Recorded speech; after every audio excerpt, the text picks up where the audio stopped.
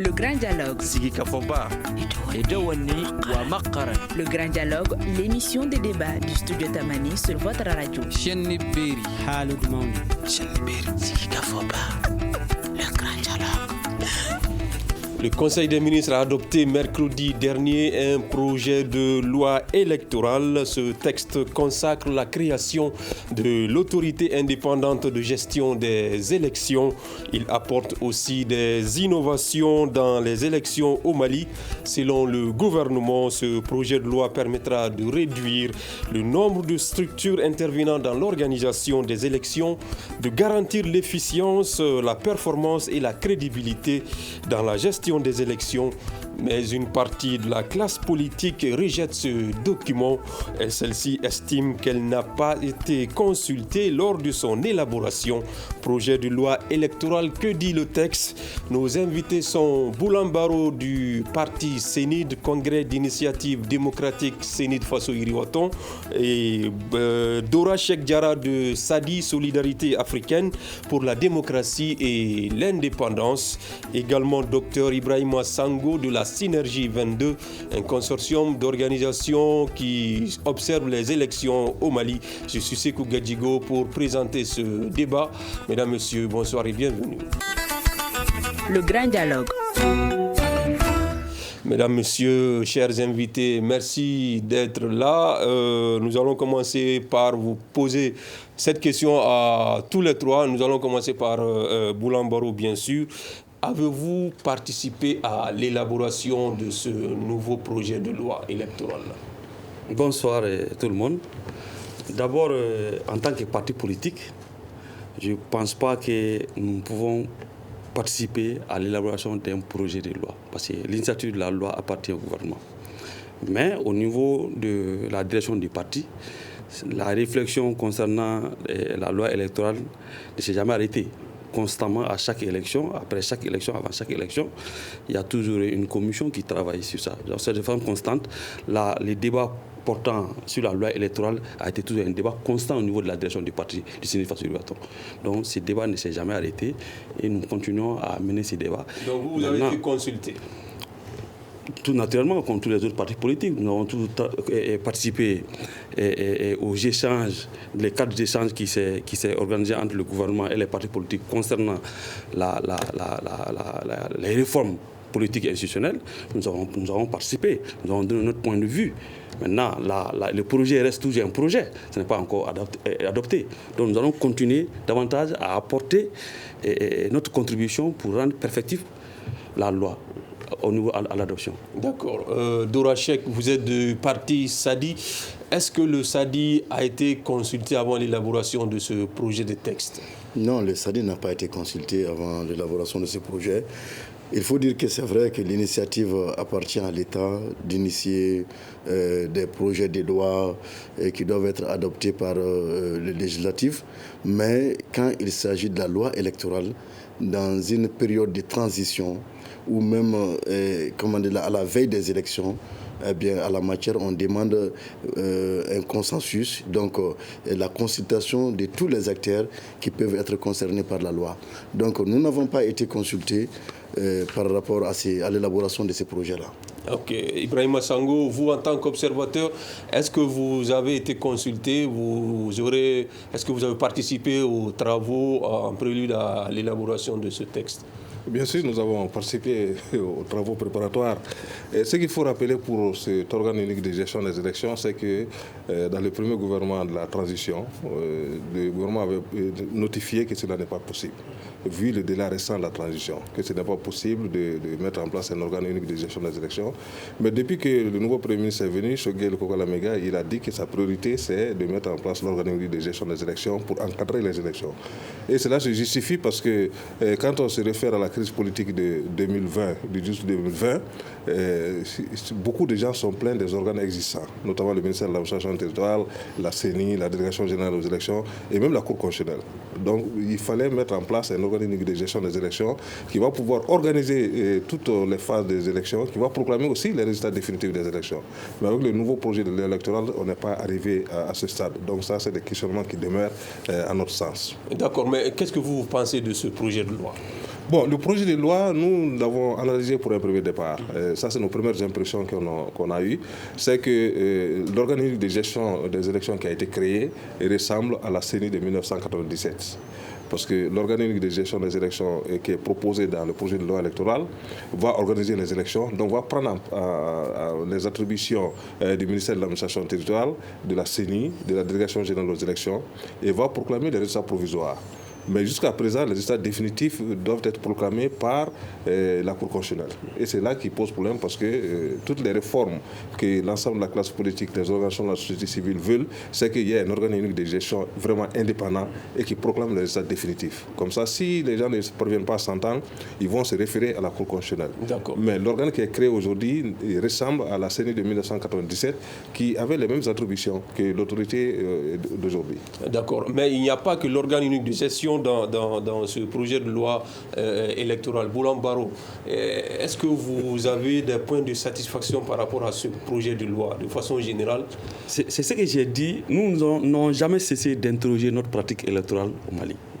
À chaque fois quand il y a des élections, et surtout après les élections, nous sommes amenés à interroger notre pratique électorale. Il y a toujours des défaillances. Donc j'ai dit clairement que ça reste toujours un projet et nous allons continuer à accompagner ce projet pour rendre le projet perfectif. Donc la loi n'est pas encore adoptée, mais la procédure tendant au gouvernement d'initier la révision de la loi électorale dénote de la volonté ferme, de la volonté politique du gouvernement de réformer notre pratique électorale. Et c'est là extrêmement important. Sangou a fait allusion aux élections précédentes. Toute la crise que nous avons aujourd'hui, au-delà de la crise sécuritaire, quand on enlève l'aspect électoraliste, il n'y a pas grand-chose. Et aujourd'hui, tout l'enjeu du débat politique aujourd'hui est centré sur les élections. Alors, il faudrait quand même qu'il y ait un cadre qui réglemente cette élection-là de nouveau. Donc, c'est extrêmement important. Le débat continue, le débat n'est pas bouclé. Donc, nous allons continuer à respecter la procédure Donc, qu'il faut pour l'adoption d'une loi. Ce texte va permettre d'éviter les contestations, les crises post-électorales. Le texte n'est pas bouclé. Nous allons continuer à contribuer. Nous avons beaucoup de... Par exemple, moi, je prends un exemple banal.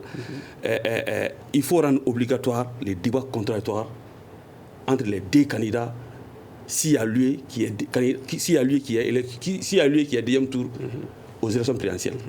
C'était une pratique qu'on a fait en 92. Mais depuis 92 jusqu'aujourd'hui, il faut rendre ça obligatoire. Que cela soit inscrit dans la loi électorale, qu'en cas de deuxième tour, lors des élections présidentielles, qu'en cas de deuxième tour, qu'on oblige à ce qu'il y ait un débat public entre les deux candidats au deuxième tour. D'accord. Ça, c'est extrêmement important. D'accord. Parce que c'est ça qui va nous amener à éviter des candidatures qui n'ont pas de programme, qui n'ont pas de projet pour le Mali. D'accord. Dourachek, au niveau du parti Sadi, est-ce que, bien que vous n'ayez pas participé aux travaux préparatoires de l'élaboration de ce projet, est-ce que vous avez analysé un peu, que pensez-vous de ce texte? Bien évidemment, nous avons analysé les projets et les projets que nous avons sous les yeux confirment en bonne partie ce que le parti avait déjà pensé par rapport à la réforme, à la révision de la loi électorale. Il faut le dire, bien avant, nous avons tenu une conférence de presse pour donner notre position par rapport à ces projets de création d'un organe unique qu'on a appelé dans les projets autorité indépendante, n'est-ce pas, de gestion des élections. Nous avons dit que pour nous, c'est compliqué. Mais quand nous avons vu le projet, nous avons dit effectivement, on avait bien vu. Et il suffit seulement de comprendre que les outils et les instruments qui étaient utilisés dans le cadre de la gestion, de l'organisation des élections ont été diagnostiqués. Ces outils et ces instruments ont présenté certainement des lacunes. Mais le gros problème en réalité, c'était beaucoup plus l'application de la loi. C'était en réalité le problème. Et donc, nous avons dit qu'aujourd'hui, ce n'est pas en changeant de nom, ce n'est pas en changeant de nom, ce n'est pas en réunissant tous les pouvoirs des différents organes qui intervenaient dans le cadre de l'organisation des élections dans les mains d'une seule autorité, que le problème sera réglé. Surtout que cette autorité-là, en tout cas par rapport au projet qui est déjà déposé sur la table, cette autorité ne sera pas indépendante. Pourquoi? Pourquoi elle ne sera pas indépendante? Parce qu'il est clair, quand vous prenez l'autorité indépendante, vous prenez l'article 6 et l'article 15, vous analysez bien ces articles-là, eh bien, les membres du collège, qui choisit les membres du collège? Eh bien, une commission de sélection. Cette commission de sélection est désignée par qui? Par le Premier ministre. Et même le secrétariat permanent, et d'abord c'est dans le collège que le bureau est élu. Et le secrétariat permanent aussi, c'est le conseil des ministres, n'est-ce pas, qui désigne le secrétariat permanent. C'est la proposition du président de l'autorité indépendante de la transition. Comment est-ce qu'on peut appeler ça une autorité indépendante en réalité? Ce qui est en train de se passer, il faut le dire, eh bien, en lieu et place de la correction des insuffisances, en lieu et place des dispositions qui doivent être prises pour que le peuple puisse jouir de son droit de choisir ses dirigeants, en lieu et place, c'est une fabrication d'une machine de fabrication des présidents, des machines de fabrication des députés, des maires qui est en train d'être faite. D'accord. Donc, vous n'êtes pas contre l'autorité indépendante de gestion des élections, mais le mode de désignation de ses membres? Non seulement le mode de désignation de ses membres, mais nous pensons qu'aujourd'hui, eh bien, ce qu'il y a lieu de faire, c'est de corriger les insuffisances qui ont été annoncées. Aujourd'hui, nous avons besoin d'un fichier électoral fiable. On n'a pas besoin d'une autorité pour avoir un fichier électoral fiable. Aujourd'hui, nous avons besoin de doter tous les Maliens qui sont en âge de voter des documents administratifs pour voter. On n'a pas besoin d'une autorité pour faire cela. Aujourd'hui, nous avons besoin de renforcer la CENI. La CENI, qui a une mission de supervision, doit avoir aussi une mission de contrôle. Aujourd'hui, nous avons besoin que la justice ne soit pas un simple arbitre, que la justice puisse avoir une responsabilité. Aujourd'hui, nous avons besoin de cela. Cette autorité va donner un coup à quoi? À la souveraineté de l'État sur l'organisation des élections. D'accord. Docteur Ibrahim Sango, êtes-vous d'accord que l'autorité indépendante de gestion des élections ne sera vraiment pas indépendante?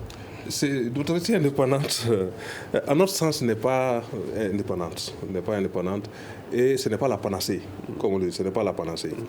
Aujourd'hui, ce qui intéresse les partis politiques, parce que c'est eux qui concourent à la conquête et l'exercice du pouvoir, il faut qu'ils soient d'accord avec les formes d'organisation des élections.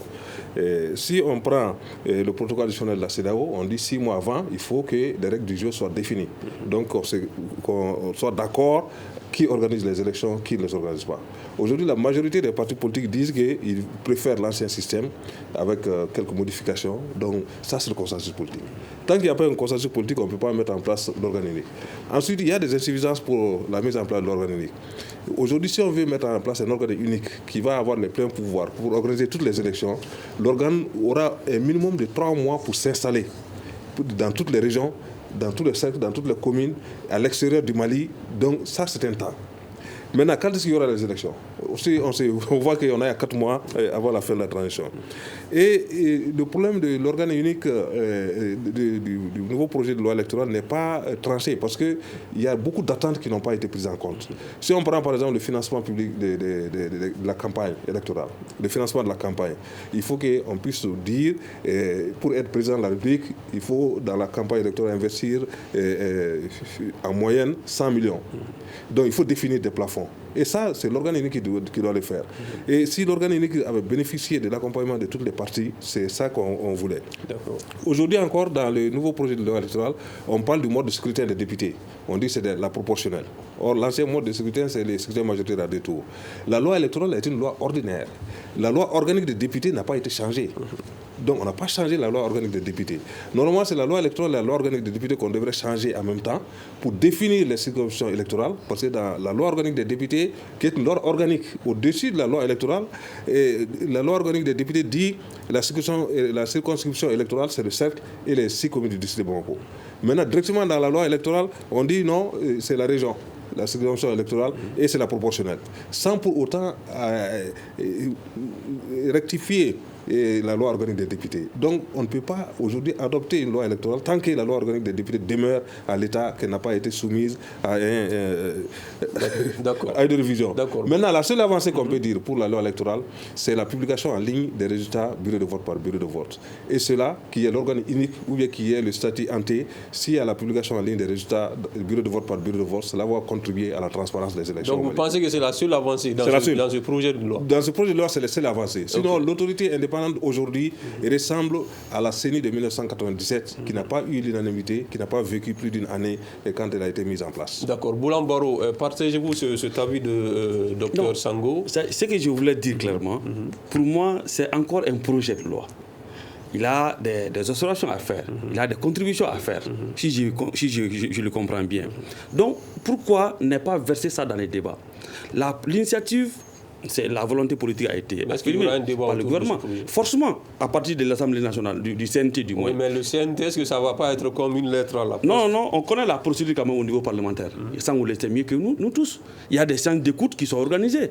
Ça ne peut pas passer comme ça, comme une lettre à la poste. Ce n'est pas possible.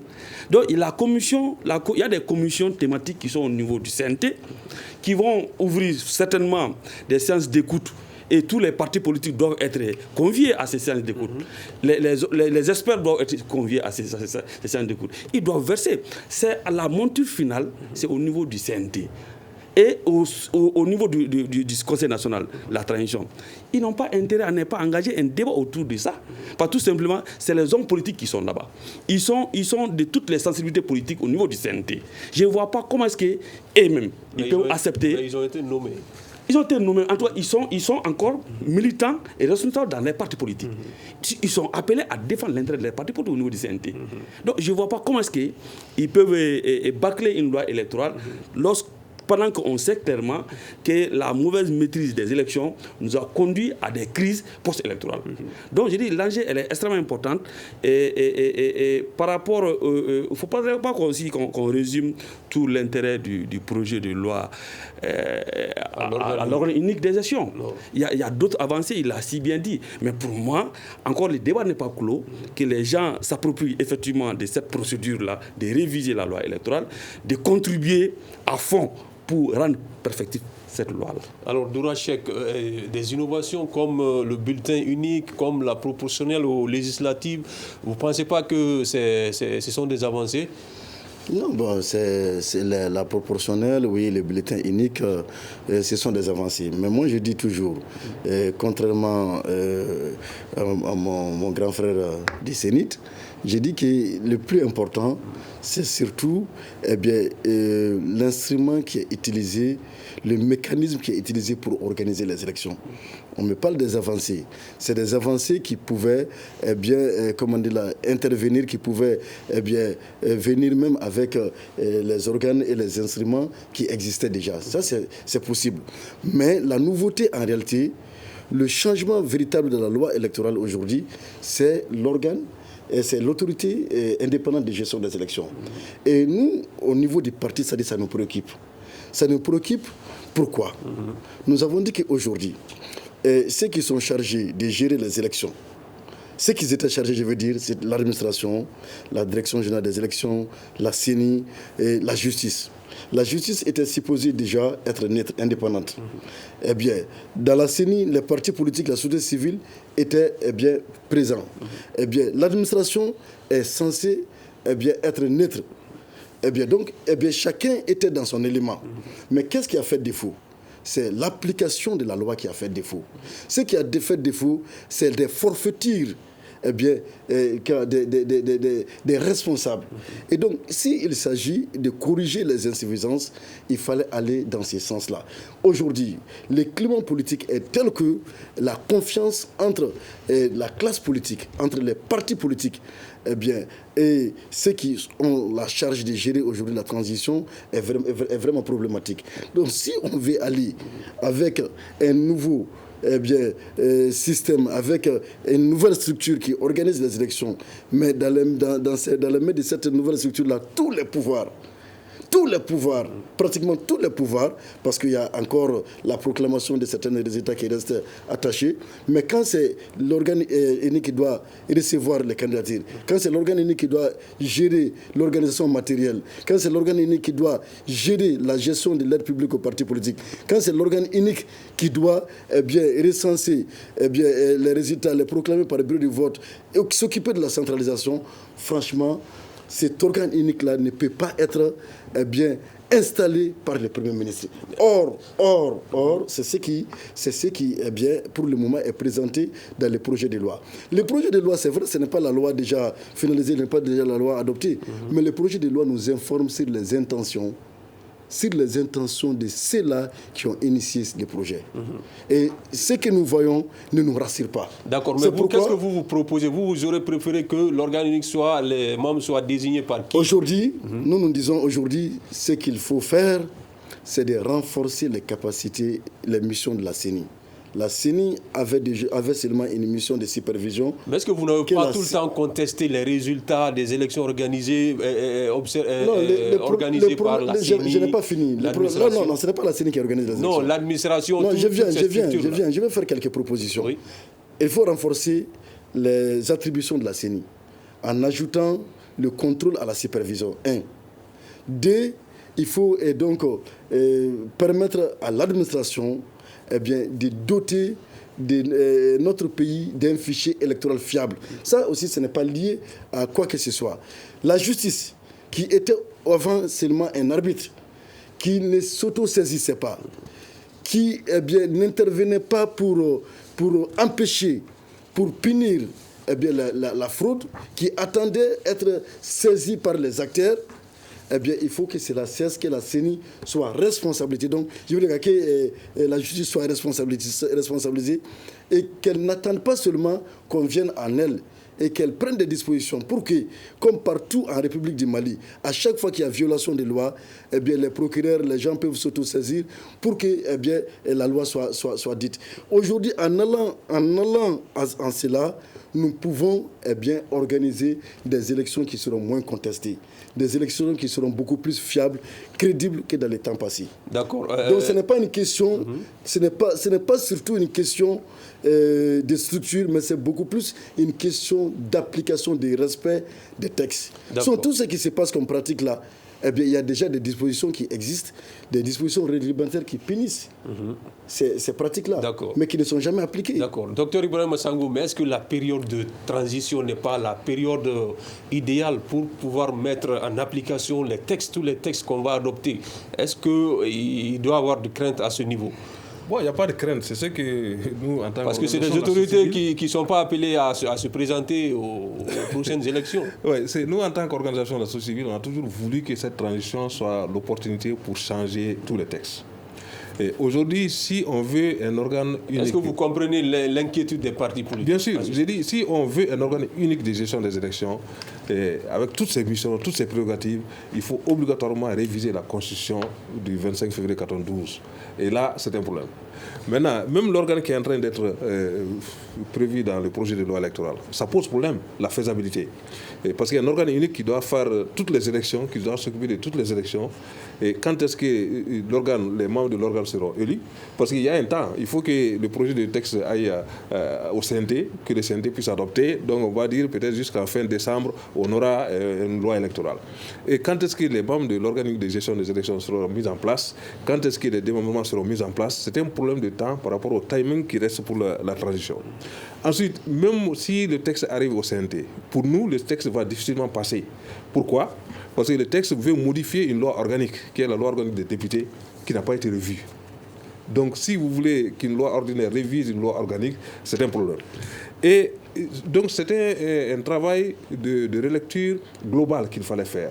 Relire la Constitution, relire la charte des partis politiques, relire la loi organique des députés, parce que même le financement des partis politiques, on veut que l'organe gère ça, alors que la charte est là-bas. C'est la charte qui gère ces questions. Donc tant qu'il n'y a pas de lecture globale, on ne peut pas dire qu'on peut arriver à quelque chose. Donc il y a des insuffisances. Et il y a le temps qui reste pour la transition. Normalement, la transition doit finir le 25 mars. Et c'est ça l'inquiétude. Parce que les partis politiques disent Nous ne sommes pas d'accord avec l'organe unique, nous ne sommes pas d'accord avec les assises nationales de fondation, nous sommes d'accord pour que le délai soit tenu. Et le délai, pour qu'il soit tenu, c'est avant le 25 mars, faire les élections. Donc le statu quo va revenir. C'est-à-dire que le ministère de l'administration va organiser les élections, la CENI va superviser, mais à notre sens, si on met dans la loi la publication en ligne des résultats, ça peut gérer beaucoup de problèmes. Parce que pourquoi? Parce que les gens se plaignent du fait que le ministère traficote les résultats. Les gens se plaignent du fait que la Cour constitutionnelle traficote les résultats. Donc si les résultats sont publiés en ligne, là, ça va avoir le mérite de la transparence des élections et de la crédibilité. Mais encore une fois, c'est les hommes. Même si vous mettez l'autorité indépendante de gestion avec des hommes, c'est des hommes avec leurs faiblesses, avec leurs forces et leurs faiblesses, et ça ne va pas gérer la question. Et le temps de la transition était le temps idéal pour faire toutes les réformes, mais on a perdu assez de temps. Vous savez, il reste 4 mois seulement, on n'a pas avancé dans les réformes. Et les réformes ne font pas consensus. Et tant qu'il n'y a pas un consensus politique autour des réformes, on ne peut pas arriver de l'avant. Blamboro, pourquoi certains partis politiques sont toujours, en tout cas, entre guillemets, méfiants par rapport à l'application des textes en cette période de transition? Vous avez rectifié Sango, il dit que les partis politiques ne sont pas d'accord. Non, certains partis politiques ne sont pas d'accord pour l'organisation. Certains partis politiques ne sont pas d'accord. Mais apparemment, Sango est coincé encore dans les délais. Il faudrait qu'on parvienne à... Donc vous pensez que ce n'est pas important, le délai? Non, le délai n'est pas important si on veut bien faire. Le délai n'est pas important si on veut mieux faire. Parce que qu'est-ce qui se passe? Il ne faudrait pas qu'on se mette ensemble pour dire acceptons cette fois-ci encore de tricher les élections. C'est encore grave. Pour moi, qu'on se donne tout le temps pour éviter une crise post-électorale. Et si on se donne le temps, je pense que toutes ces méfiances, ces inquiétudes qui sont soulevées ça et là, peuvent être dissipées. Mais il faudrait encore, une fois de plus, que nous acceptons de ne pas faire le fétichisme autour du délai de la transition. Parce que qu'est-ce qui se passe? On nous fait parler de la CENI. Je ne sais pas, dans ce contexte de la transition, comment est-ce qu'on peut mettre une CENI fonctionnelle en place? Ce n'est pas possible. Parce que nous sommes à une période de la transition. Et cette transition n'est pas tombée du ciel. C'est une transition qui a été conquise. Alors, c'est l'occasion, ça on l'a dit, pour qu'on puisse faire toutes les réformes globales. Maintenant qu'on se donne tout le temps pour bien faire, pour qu'on ne retombe pas dans les travers des élections que nous avons eu à connaître dans le passé. Vraiment, pour moi, encore une fois de plus, tout le monde reconnaît la pertinence de la révision de tous nos textes pour qu'on puisse asseoir une bonne démocratie. Je pense qu'on se donne les délais cette fois-ci pour qu'on ne puisse pas revenir encore tomber dans la crise électorale qui aura d'autres conséquences néfastes pour le pays. D'accord. Dorachek, oui. Au niveau du SADI, pourquoi vous estimez aujourd'hui qu'il doit y avoir toujours une méfiance par rapport à l'application des textes? Pourquoi vous ne parvenez pas à vous entendre, à vous asseoir autour d'une même table pour élaborer un texte consensuel? D'abord, je dois aussi, permettez-moi de dire que le délai pour nous aussi au parti SADI, ce n'est pas un problème. Mais nous ne voyons pas en réalité un travail sérieux, un travail conséquent qui est en train d'être fait pour que le Mali puisse retrouver la normalité. C'est ce qui nous préoccupe. Nous avons le droit d'avoir des inquiétudes et des méfiances quand nous voyons le comportement des dirigeants, de ceux qui gèrent aujourd'hui la transition. Quand nous voyons les violations des lois et des libertés qui se passent tous les jours, nous n'avons pas besoin de revenir sur tous les cas, mais nous disons seulement des exemples. Vous êtes de la presse, vous savez que la presse joue un rôle très très important pour une bonne démocratie. Et pour que la presse puisse jouer ce rôle-là, elle doit être indépendante.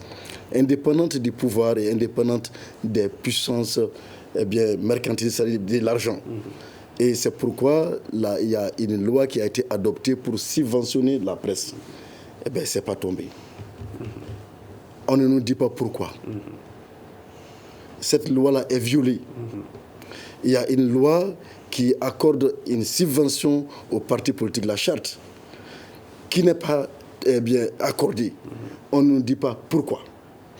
Aujourd'hui, quand vous parlez, quand vous développez des idées contraires à celles qui sont tous les jours propagées par les autorités de la transition et, entre guillemets, les soutiens, parce qu'un soutien, c'est quelqu'un qui est capable de dire que ça ne va pas, ce n'est pas ça la route. Mais malheureusement, les soutiens sont devenus au Mali, dans le contexte actuel des Béni Oui. Donc, c'est fort de tous ces constats-là aujourd'hui que nous sommes obligés de nous poser des questions, que nous sommes obligés d'avoir des inquiétudes d'avoir des doutes. Et quand nous voyons également ces projets-là qu'on nous présente, normalement ces projets-là devraient montrer aux Maliens que le parti Sadi a eu tort de dire en avance qu'il ne veut pas d'un organe unique de gestion des élections. Mais quand vous lisez le projet, l'article 6 et l'article 15 de ce projet-là, vous allez comprendre tout de suite qu'en réalité, on veut créer un instrument dans les mains des maîtres du jour qui peut-être aujourd'hui ne seront pas candidats, mais pour leur permettre d'installer à la suite des élections qui seront organisées dans les jours à venir, d'installer des femmes et des hommes qui sont à leur convenance. C'est ce qui se passe. Et donc, on est obligé d'avoir des inquiétudes.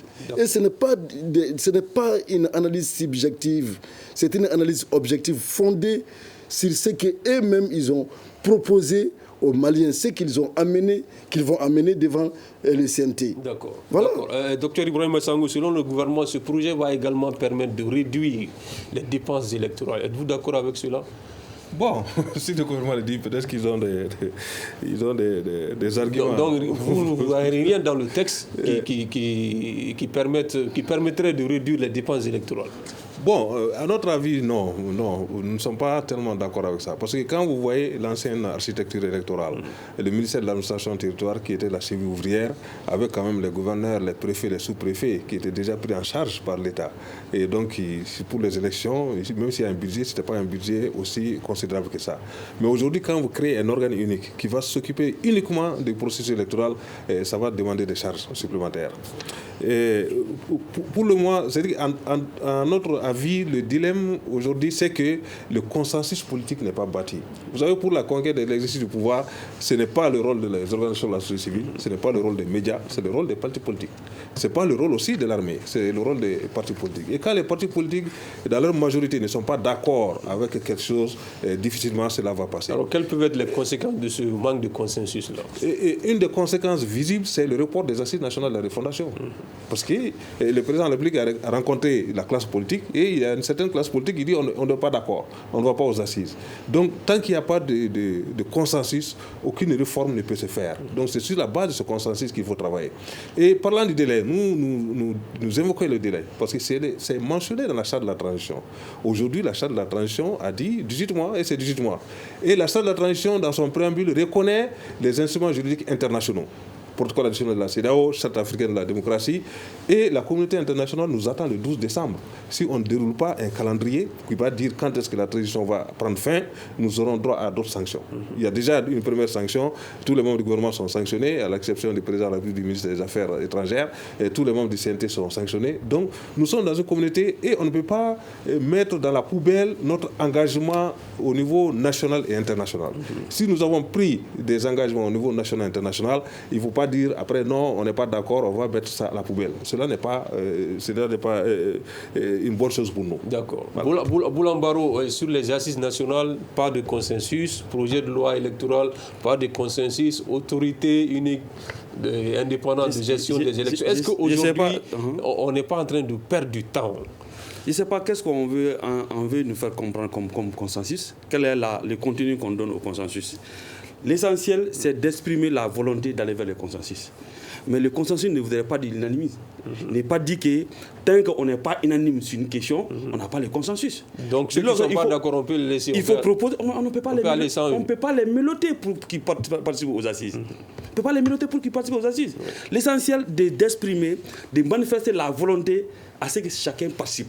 Parce que les assises, là, ne doivent pas être un moment de débat de connivence. Il faut avoir des gens en face avec lesquels qui n'est pas d'accord. Il s'agit de ça. Ça doit être un débat contradictoire, un débat dialectique qui, à la suite, on peut tomber d'accord sur quelque chose. Mais si les gens ne veulent pas participer, on n'a pas le choix. Voilà pourquoi j'ai dit que ce projet de loi reste toujours un projet. Il faudrait encore que nous continuions à en débattre et que chacun y mette son sien pour rendre le projet perfectible. Mais est-ce qu'un tel texte ne pouvait pas attendre les assises nationales, par exemple? Parce que, après les discussions, on saura quoi faire. Non, parce qu'il y a ce problème de délai. Il faut manifester la volonté d'aller à ces élections. On peut pas, ces réformes-là ne peuvent pas être forcément liées quand même aux assises. ça peut-être que les assises peuvent en débattre. Mais dès lors que le projet est mis en route, peut-être les assises peuvent enrichir avant l'adoption de la loi. Les assises, au cours des assises, les gens peuvent en débattre et ça peut être versé dans les débats au niveau du CNT. Donc c'est une question de timing qu'il faut très vite aller, mais seulement quand les gens pensent que les autorités actuelles ne veulent pas, n'ont pas l'intention de tenir les élections pour sortir de la transition, c'est là aussi où se situe le débat concernant la loi électorale. Maintenant, on ne peut pas maintenir la loi actuelle là comme telle pour dire qu'on veut aller vers des élections transparentes. Mais il faut réviser. D'accord. Dourachek, au niveau du SADI, je sais que vous êtes ouvert au débat. Est-ce que vous serez prêt à faire des propositions pour améliorer ce projet de loi? D'abord, je dois dire que je serais heureux d'être invité bien ici pour débattre des assises nationales. Parce que le débat est nettement orienté sur le projet de loi électorale. Sinon, on a beaucoup de choses à dire sur les assises nationales. D'ailleurs, l'une des résolutions des assises nationales était déjà proclamée avant les assises, c'est-à-dire la prolongation de la transition. Ah bon? Donc, avant même les assises, les autorités ont envoyé une lettre à la CEDEAO pour dire qu'on ne pourrait pas tenir. Ça veut dire que les assises ne sont plus nécessaires? Bon, en tout cas, ce qui est sûr là, les problèmes du Mali sont connus, les solutions sont connues. Et aujourd'hui, on a besoin de les appliquer. On n'a pas besoin de dépenser 2,5 milliards pour aller dire mais qu'est-ce qui ne va pas, qu'est-ce qu'il faut faire. Vraiment, je crois qu'en le disant, c'est montrer qu'on n'était pas au sérieux quand on s'est mobilisé contre le régime d'Ibrahim Boubacar Keïta. Ça veut dire qu'on ne sait pas en réalité pourquoi on combattait le régime d'Ibrahim Boubacar Keïta.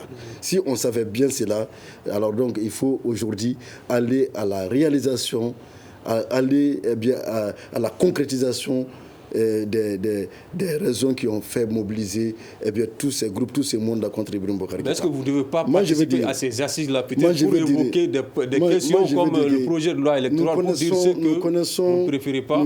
C'est ça quoi. Oui. La vie n'est jamais assez longue pour se donner la liberté, le plaisir de commettre les mêmes erreurs que les autres et espérer avoir le temps de les corriger. C'est pourquoi on doit s'inspirer des erreurs du passé. Aujourd'hui, on a tout simplement besoin de dire que tous les Maliens étaient là, que tout le monde était là et que la majorité a décidé ainsi. C'est ce qu'ils veulent. Nous n'allons pas participer à la dilapidation du fonds public, nous n'allons pas participer à la perte du temps, nous n'allons pas participer à cela. Parce que pour nous, ceux qui gèrent aujourd'hui la transition, en tout cas le Premier ministre, était le porte-parole de l'insurrection qui a fait partie d'Ibrahim Boubacar Keïta. Et ce mouvement insurrectionnel-là... Votre parti faisait partie de ce... Oui, ce mouvement insurrectionnel-là est sorti... pas contre un homme, mais pour défendre des idéaux, pour combattre des pratiques. S'ils ont le pouvoir, et si le porte-parole a le pouvoir aujourd'hui, il doit tout simplement passer à l'acte. Il n'a pas besoin de dépenser 2,5 milliards. D'accord. Bon, donc, moi je veux dire que par rapport à l'organe unique de gestion des élections, pourquoi il n'y aurait pas de consensus? Est-ce que le manque de consensus là aura-t-il des conséquences? Oui. Oui. Parce que le Mali n'est pas un pays isolé. Le Mali a fait des engagements. Et parmi les engagements du Mali, nous avons les protocoles additifs de la CEDEAO. Parce que quand on parle de protocoles additifs, les gens prennent souvent seulement l'exemple sur le protocole de 2001 à Dakar. Il y a eu 3 protocoles additifs de la CEDEAO. Et on nous donne l'impression seulement que c'est seul le dernier protocole qui est en vigueur. C'est faux. C'est faux. Donc je veux dire tout simplement que, selon les dispositions de la CEDEAO, pour qu'un pays membre de la CEDEAO, à 6 mois des élections, puisse réviser la loi électorale, il faut que cela soit fait dans le consensus vraiment absolu. Absolu. D'accord. Ok, voilà. Docteur Ibrahim Sangou, vous avez émis une réserve qui est le fait que la proclamation des résultats reviendra toujours à la Cour constitutionnelle, même avec ce projet de loi. Pourquoi vous avez des réserves par rapport à ça? Non, c'est ce qui est dans la loi, c'est ce qui est écrit dans le nouveau projet de loi pour dire que c'est la Cour constitutionnelle qui va proclamer les résultats définitifs. Pourquoi vous avez des réserves sur ça? Ça pose problème. Ça pose, quand on voit l'histoire des élections au Mali de 92 à aujourd'hui, aujourd'hui, le fait que la Cour constitutionnelle proclame le résultat définitif a toujours posé problème. Deux exemples. En 2002, quand la Cour constitutionnelle a reçu 2 millions de voix, elle a annulé plus de 500 000 voix et il y avait 1 500 000 voix qu'elle a réparties entre le président ATT qui était premier, le Soumaïla Cissé qui était deuxième, Ibeka qui était troisième. Il y avait avoir une crise post-électorale, mais la solution politique a été que ATT a été président de la République pendant 5 ans, Ibrahim Boubacar Keïta a été président de l'Assemblée nationale pendant 5 ans, Soumaïla Cissé a été commissaire de l'UEMOA pendant 5 ans. Donc ça, c'est les changements politiques. Et si on prend 2020, ce qui s'est passé, c'est la Cour constitutionnelle. Les gens qui sont pleins du ministère, ils sont au nom de 39 députés, ceux qui sont pleins de la Cour constitutionnelle, 29 députés, mais c'est véritablement à cause de la Cour constitutionnelle que les gens sont révoltés. Donc la transition devrait permettre de corriger cela. Mais on a perdu du temps à ne pas faire grand-chose. Et aujourd'hui, il reste 4 mois, on veut refaire un organe unique qui ne satisfait pas la demande des partis politiques. Ça ne satisfait pas la demande. L'organe unique qui est en train d'être créé aujourd'hui, c'est comme la CENI de 97. Et si on crée un organe unique avec une loi, l'année prochaine, on pourra dégommer facilement cet organe unique. Donc, ce n'est pas la solution. Il faut aller dans les réformes en profondeur. Si la transition ne permet pas d'aller en réforme en profondeur, il faut sortir vite de la transition et que les nouvelles autorités légitimes puissent engager le peuple malien dans des réformes profondes. Sinon, il ne reste que 4 mois. Et si les autorités veulent changer la durée de la transition, c'est possible aussi avec la charte. Il faut le président de la transition, avec un tiers du CNT, peut changer la durée de la transition. Qu'il le fasse. Mais il ne faut pas qu'on nous donne des subterfuges pour dire que c'est les assises nationales qui vont déterminer le calendrier électoral, ceci, cela. La communauté internationale nous attend le 12. Si le 12, on n'a pas de calendrier électoral, il y aura d'autres sanctions et ce n'est pas bon pour le Mali. Boulan Baro, vous semblez ne pas être très inquiet par rapport aux inquiétudes qui sont soulevées au niveau de la Cour constitutionnelle. Lui-même, il a signalé ici que les bureaux de vote, que les résultats seront publiés en ligne, bureau de vote par bureau de vote. Je pense qu'à partir de ce moment, ça peut quand même amener la Cour constitutionnelle à être plus regardante par rapport à cet aspect-là. Je pense que ça, c'est des questions, des solutions palliatives qui sont prises quand les bureaux de vote, quand les résultats sont publiés, bureau de vote par bureau de vote en ligne. Je pense clairement que ça peut prendre en charge certaines inquiétudes liées à la proclamation définitive des élections. Donc cela pourrait nous éviter des tripatouillages au niveau de la Cour constitutionnelle. Mais est-ce que vous ne craignez pas aujourd'hui que ce texte passe devant le CNT comme ça avec tout ce bruit autour des gens qui ne sont pas d'accord? Pas seulement au CNT. Moi, je pense qu'avant même que ça n'arrive au CNT, les CNT, ce n'est pas autre chose. Ils sont tous dans les partis politiques. Ils sont des responsables. Nous devons continuer, comme vous le faites déjà, à instaurer un débat sur cette question-là, parce que c'est vital quand même pour notre démocratie. Donc, pour moi, ce n'est pas seulement une affaire du CNT, c'est une affaire de nous tous. Si nous voulons effectivement qu'on veut faire au moins une élection acceptable pour qu'on ne tombe pas dans des crises post-électorales, je pense que nous devons tous nous investir davantage pour rendre, je dis bien une fois de plus, perfecter la loi à l'adoption. D'accord. Dourachek, on termine par vous. Qu'est-ce qu'il faut faire aujourd'hui pour qu'il puisse y avoir en tout cas un minimum de consensus sur certains points essentiels, en tout cas cruciaux pour la gestion de l'État, par exemple la loi électorale? Il faut d'abord dire que le CNT n'est pas majoritairement constitué des partis politiques. Il faut le dire. Vraiment, le CNT est majoritairement constitué, si je dois me baser sur ce que l'actuel Premier ministre a dit, est constitué des militaires, des parents, des relations, des proches. Voilà. Et le CNT, on ne peut pas compter sur le CNT pour améliorer ces projets de loi. Ce qu'il faut faire aujourd'hui pour avoir un minimum de consensus. Nous, au niveau du Parti Sadi, nous avons réfléchi et nous proposons ce qui suit.